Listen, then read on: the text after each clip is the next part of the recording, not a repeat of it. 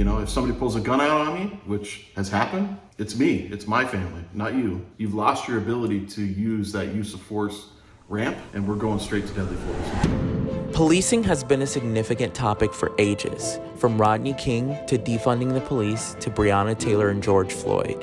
We are in a moment where we are examining how laws are enforced and when they are broken, how we are treated. These are topics and issues that we don't often get a chance to hear cops speak on themselves. When watching this video, please remember that these officers are speaking from their own personal beliefs and drawing from their own experiences. Seek out experts, do your own research, and have empathy. My name is Evan, 5 years on here in Washington, D.C. Born and raised here in Washington, D.C. as well, 28. What's up, everybody? My name is Phil. I'm in Long Beach, California. I've been a cop for 20 years and 44 years old. Ben, I'm actually in Canada right now. Born and raised in Toronto. Been a police officer for 6 years with 2 different departments, and before that I was in the Canadian Army for 9 years. I'm Marcellus. I'm from Detroit, Michigan. I've been working with Detroit Police Department for 5 years. Currently 23. I'm Zach. I'm from Montana. Born in San Francisco, California. I've been a police officer for 4 years. I'm 28. Hi, I'm Kendra. Been in law enforcement for 16 years. Just medically retired, and I'm not even going to say my age. I feel threatened when I hear defund the police. Phil? Disagree. Marcellus? Disagree. Evan? Strongly disagree. Kendra? Somewhat disagree. Ben? Agree. Zach? Strongly agree. Detroit Public Schools is horrible. Our housing is horrible. The mental facilities awful. It could be a lot better and the money can go elsewhere. If we can help our people before they get to the point where the police need to be involved, there won't need to be that much negative police interaction. Not saying all police interaction is negative. Yes, defund the police, because it's not about us. It's about really reallocating the funds into services and institutions. People need to be decent human beings, and it's really about making the world more equitable for other communities so they don't even need the police.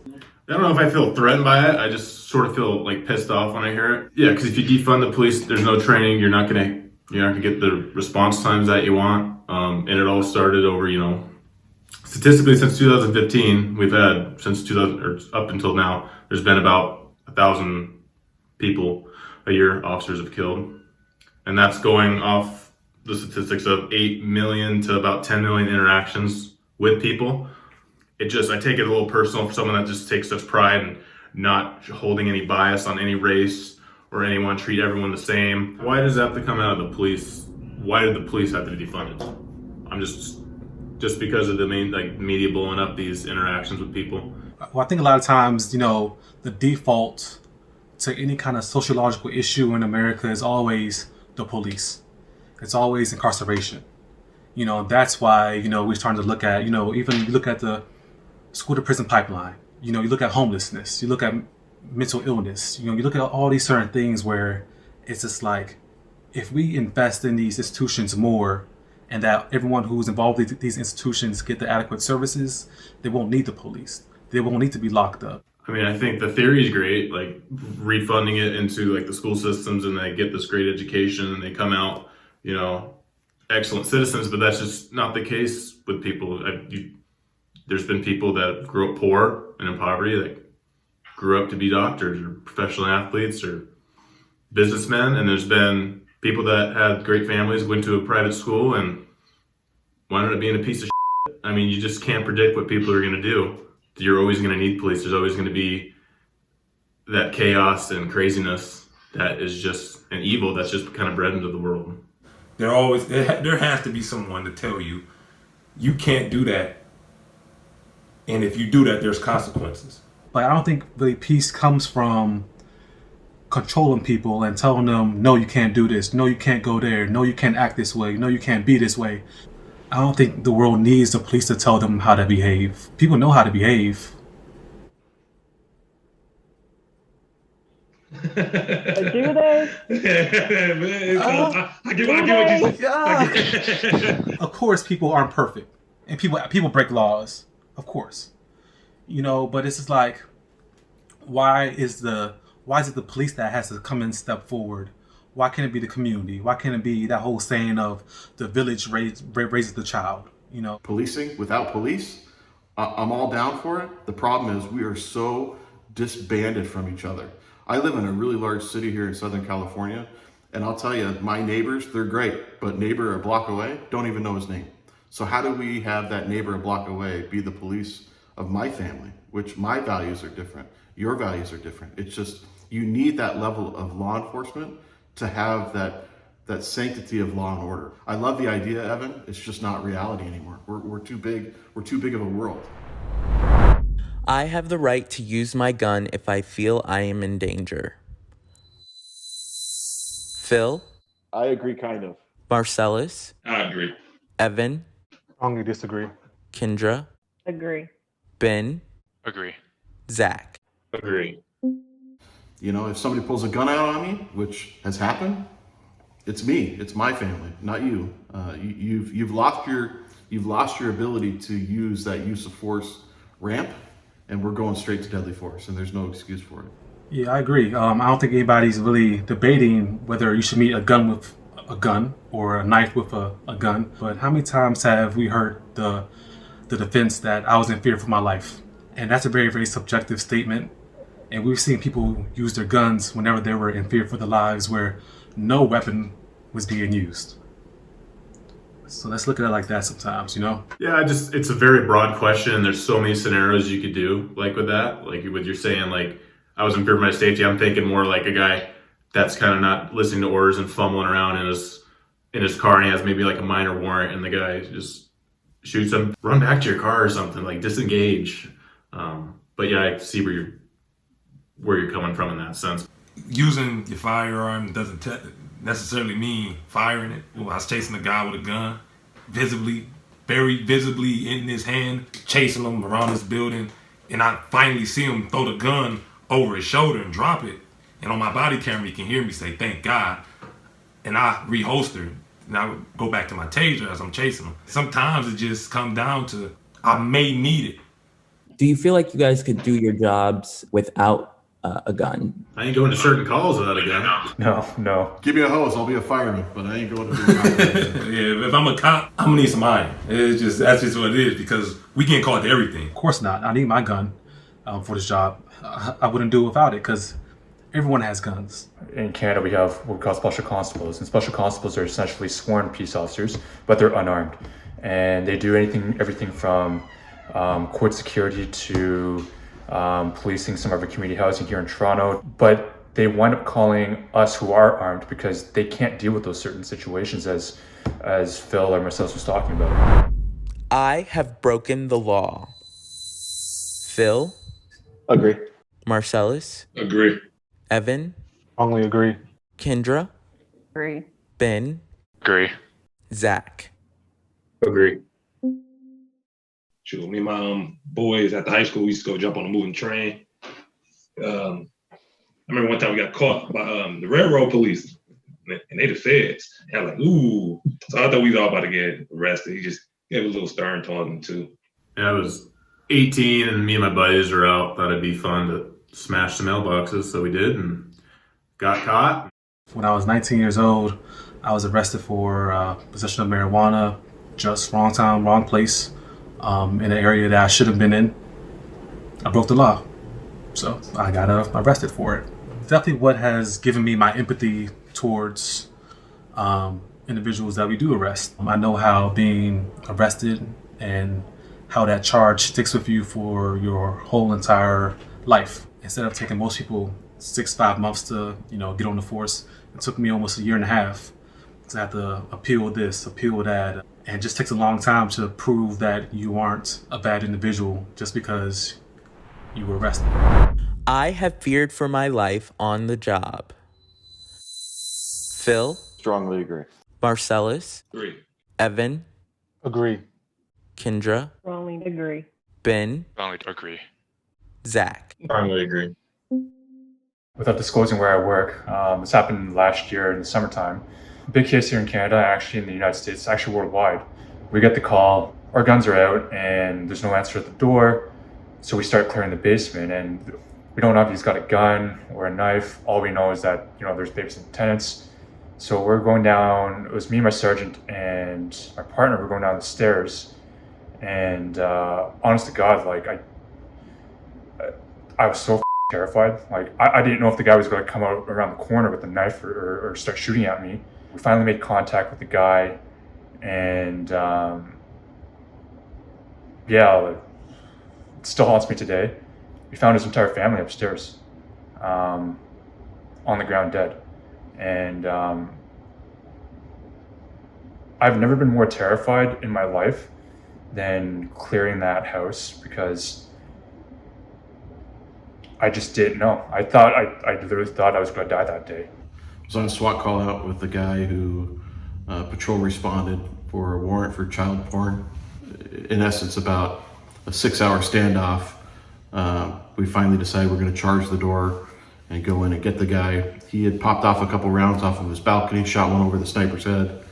And like Ben talks about, it still gives me chills to this day. It's not easy to think about, but when we blew the charge on the door, I was the first guy through the door with a shield. And as soon as that door swung open and we pushed through, we were 6 feet from each other with the handguns right at each other's faces. So it was that whole emotion of, it's not gonna be me, And so I knew right then and there that we were gonna end up in a shooting, and sure enough, we did. And so when we talk about, are you scared or have you ever been scared? Absolutely. And I think people forget about that. Like, we're human. And even that was 15 years ago, and I still think about it. It's tough. It's tough, even living with the fact that you killed somebody, even though you were justified doing it. It's not something easy to live with. 6 years ago, I was involved in a OIS, or officer involved shooting. Regular call at a motel. My partner and I, we get there, come in contact with him. We're like, hey, he was on the second floor. Well, as soon as we get downstairs, fight starts. Me and my partner, we're both trying to fight this guy, and he's able to get away from my grasp. I tase him. Taser doesn't work. He's able to get to his truck. He's able to get the key into the ignition, puts it in reverse. The door hits my partner, knocks her unconscious. I still have him in a headlock, and I'm running alongside the truck. I can't keep my grasp anymore, and I fall face forward. I try to roll out of the way, and he runs over me. Literally runs over me with his truck. As I'm looking underneath the truck undercarriage, all I think about is my daughter and thinking this is it. But Phil, just like you said, just that PTSD, that constant, this was 6 years ago, and it still haunts me sometimes. All the surgeries that I've had and everything to try to restore my body, nothing can take away the mental part of it. George Floyd's death was justified. Phil? Strongly disagree. Marcellus? Strongly disagree. Evan? Strongly disagree. Kendra? Strongly disagree. Ben? Strongly disagree. Zach? Strongly disagree. You don't put your knee on nobody's neck, especially in a man that's a guy that's in cuffs. At one point, they had George Floyd in the back of the car. I don't know why they just didn't shut the door, but they pulled him back out, and then that's when everything took a turn for the worse. People say, I need to see the details, the evidence that, he didn't have to die. There are many other options. I have yet to meet any officer that would even remotely agree that should have happened. I have yet to meet one. Two were like field training by the other two guys. I don't care if you're a rook or whatever. Say, hey, FTO, whatever, get off his neck. Get up. And if that was me, I'm a Ravens fan, I would have Ray Lewis tackled him on the ground. And after you see that, of course, every cop everywhere just, I don't know about you guys, get that pin in your stomach, like, it's going to reflect on all of us, all 800,000, 900,000 police officers. I know in Canada recently, the whole topic of body cameras has just reappeared. Sorry, forgive my ignorance, but I'm assuming all of you guys wear body cameras. In Canada, that's not a thing, right? There are certain departments that don't even have in-car camera. Now because of George Floyd, now the whole shift has reignited that the discussion about body cameras. And I've heard people who have had 25 years on and say, oh, they're putting this body camera on me. Now I gotta watch what I say. I'm like, no, you don't. Just as long as you do your job correctly, and that's all it is. And if there is one thing that is good about this is we're finally talking about the big elephant in the room, right? We're talking about how do we make our own peers, our own subordinates, our own superiors talk about it, and Rodney King happened in what, 94, 93, I think it was. And it sprinkled, right? We sprinkle it, we talk about it. It still plays in our use of force videos. Don't do this, right? But nothing has ever been addressed the way it's being addressed right now. And so that is refreshing. And I'm just curious, like, why is it happening now? Like, this isn't new, Like, we have over 130 years of data that shows that the police are out here abusing individuals, killing them. So why is this conversation just finally happening now? Why are we finally starting to acknowledge the elephant in the room? Is it because, it was COVID? Is it because, the video footage? Because it was so in your face. And it was time. And I hate to say that it wasn't time 10 years ago. It wasn't time 5 years ago. Our job is to make it now and to fix it now. And so, man, let's go offline and figure it out. I'm pumped. I understand why people say all cops are bastards. Phil? Strongly disagree. Marcellus? Disagree. Evan? Strongly agree. Kendra? Somewhat agree. Ben? Would agree. Zach? Somewhat agree. Cops can be jerks. Plain and simple.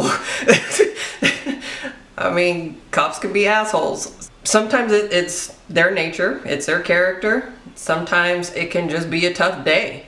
Officers go from call to call, and sometimes you can just have came from a call where you had to tell someone that their loved one died, or you responded to an overdose, or God forbid you just saw a child, a death, and now you have to respond to another call. You're not going to be all happy and chipper, and so I can somewhat agree. I said strongly disagree. I can understand somebody feeling that way, but it's become so cliche now. I understand that my uniform, my badge, my patches, everything that you see represents that, but don't forget that I'm still a person. And some of the things that you may even say, I agree with, but that's tough. I'm not gonna say that poor us police officers, right? Because we signed up for this crap.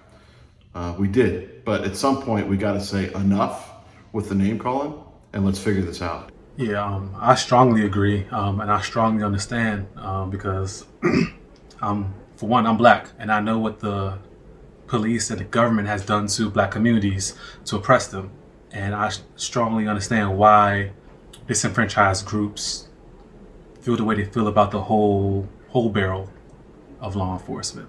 Yeah, I just somewhat agree.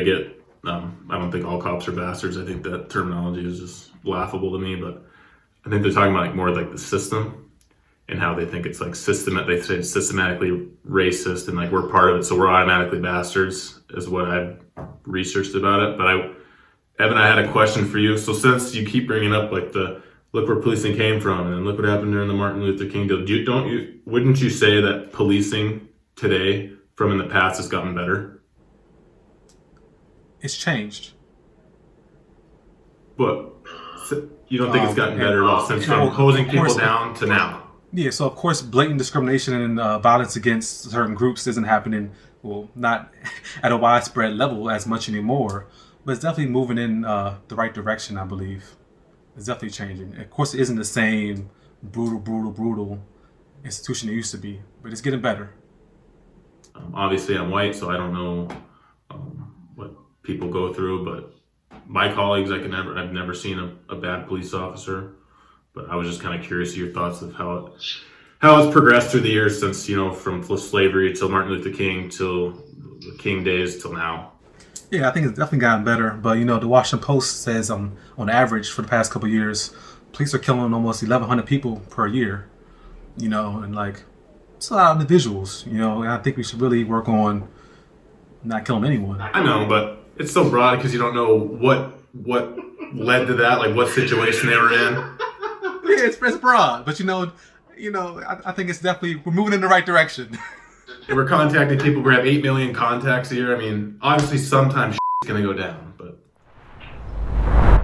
I have felt ashamed to be a cop. Phil, Strongly disagree. Marcellus, Disagree. Evan, Agree. Kendra, Strongly disagree. Ben, I'm gonna agree. Zach. Strongly disagree. I don't go wearing, I'm a cop t-shirt anywhere. I don't have an office with all my accolades behind me, but I am truly thankful for everything this job has brought me, both mentally and physically. I disagree. I've never been ashamed. Thing is about me, I never really wanted to be a cop. I wanted to make video games, but college wasn't it for me. Detroit, I need a high school diploma and license, and I had all that, and I really need some money.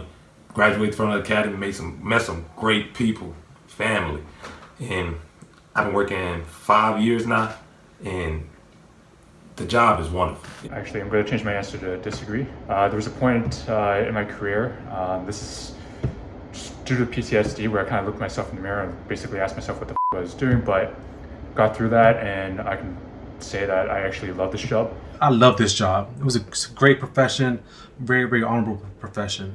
But it wasn't until I had that looking into the mirror situation where I actually started going to grad school, started doing my own research, learning about the history of policing and the effects that it's caused different disenfranchised groups, that you really start to wake up and really understand where policing has come from. I'm hopeful that we're going in the right direction. I'm faithful that we're going to turn this thing around and we're going to make this profession an honorable profession. But just really acknowledging just the harm that policing has caused certain communities. It's heartbreaking. I love the job. I mean, unfortunately, I had to medically retire, but I still work at a police academy as a drill instructor. I even teach criminal justice, so I mean, I'm still involved, and I mean, I love it. I love it. I'm saying it's the greatest show on earth, and you get to meet some great people, and you're actually, I think all you agree, you're kind of built for this, or like born to do this job. I didn't know I wanted to do this till I was in college. I needed to pick a major. I got a scholarship for baseball, and I needed to decided, what's something new every day? Try criminal justice, studying it, where it came from, what policing is. Immediately fell in love with it, and I would not do anything else. Love it. Thank you all for your service. Oh, thank you. Yeah. Thank you. I appreciate Yes. y'all. Y'all are What y'all awesome. do best.